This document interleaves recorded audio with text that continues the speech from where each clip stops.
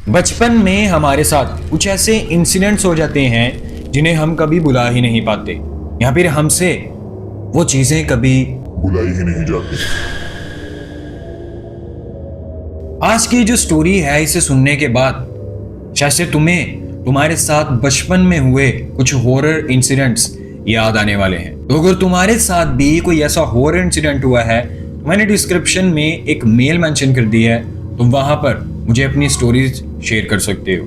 Let's start the story without wasting any time. ये कहानी है आज से 30 साल पुरानी, जब मेरे अंकल छोटे हुआ करते थे। मोस्टली छोटे बच्चों को भूतों से और अंधेरे से काफी ज्यादा डर लगता है, एंड मेरे अंकल को भी इन चीजों से छोटे होते डर लगता था। एंड गाइस, जब हम भी छोटे थे तो हमें भी यही चीजें कहकर सुलाया जाता था कि सो जाओ वरना भूत आ जाएगा। क्योंकि मेरे अंकल लोग एक गांव में रहा करते थे, तो दिन के टाइम में वहां पर जितने भी लोग होते थे वो अपने काम के सिलसिले में दूसरे शहरों में चले जाया करते थे। और इस दिन भी मेरे अंकल और उनके 4 कजन्स अपने घर में अकेले थे। गर्मियों का मौसम था, इसलिए वो अपने घर के अंदर ही एक बॉल से खेल रहे होते हैं। वहां पर एक रूम था जिसमें जानवरों का खाना रखा जाता था, एंड उसमें कोई बच्चा नहीं था जाता, एंड ना ही मेरे अंकल कभी उस कमरे में गए थे। लेकिन जब वो खेल रहे थे तो उनकी जो बॉल होती है वो उस कमरे में चली जाती है, एंड मेरे अंकल उस बॉल को लेने के लिए उस कमरे में जाते हैं। लेकिन जैसे वो उस कमरे में जाते हैं तो उन्हें काफी ज्यादा ठंड फील होना शुरू हो जाती है, एंड जैसे वो उस बॉल को टच करते हैं तो उन्हें बहुत ही ज्यादा ठंड फील होती है। गर्मियों का मौसम था, लेकिन उन्हें उस रूम में काफी ज्यादा ठंड महसूस हो रही थी।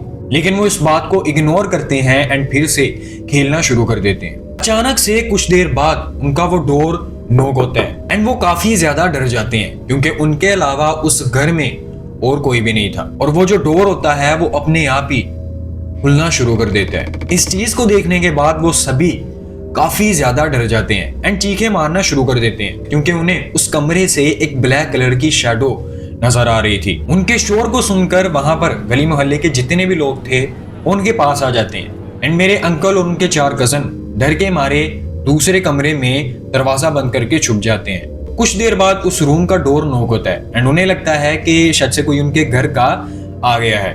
लेकिन गाइस, वो गलत थे, एंड अभी जो इनके साथ चीज होने वाली थी वो शायद से इन्होंने कभी सोची भी नहीं थी। जैसे ही मेरे अंकल उस दरवाजे को ओपन करते हैं तो वहां पर उन्हें एक ओल्ड एज आदमी दिखता है, जिसने के सफेद कलर का ड्रेस पहना हुआ था, एंड उसकी बियर्ड और उसके बाल सब कुछ सफेद था। मेरे अंकल और उनके 4 कजन्स उसे देखकर काफी ज्यादा डर जाते हैं, क्योंकि वो जो ओल्ड एज आदमी था उसके हाथ में एक ब्लैक कलर की स्टिक थी, एंड वो काफी ज्यादा खौफनाक लग रही थी। तो वो जो ओल्ड एज आदमी होता है वो मेरे अंकल और उनके कजन से ये बात कहता है कि आज के बाद तुम मुझसे कभी डरना मत, क्योंकि मैं तुम्हारे घर में ही एक बुजुर्ग आदमी रहता था, एंड बाद में मेरी डेथ हो गई। इस चीज को सुनने के बाद वो सभी चीखें मारना शुरू कर देते हैं, एंड गाइस, वो जो ओल्ड एज आदमी था वो भी उसी टाइम पर वहां से गायब हो जाता है। जब मैंने उनकी स्टोरी को सुना था तो पहले तो मुझे ये काफी ज्यादा फनी लगी, बट बाद में जब उन्होंने बताया कि ये ट्रू स्टोरी है तो मेरे रोंगटे खड़े हो गए थे। एंड शायद से उनकी जगह अगर मैं होता तो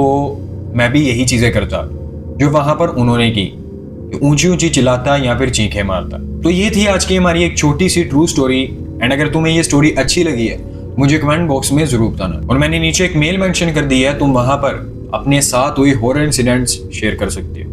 मैं मिलता हूं तुम्हें नेक्स्ट वीडियो में।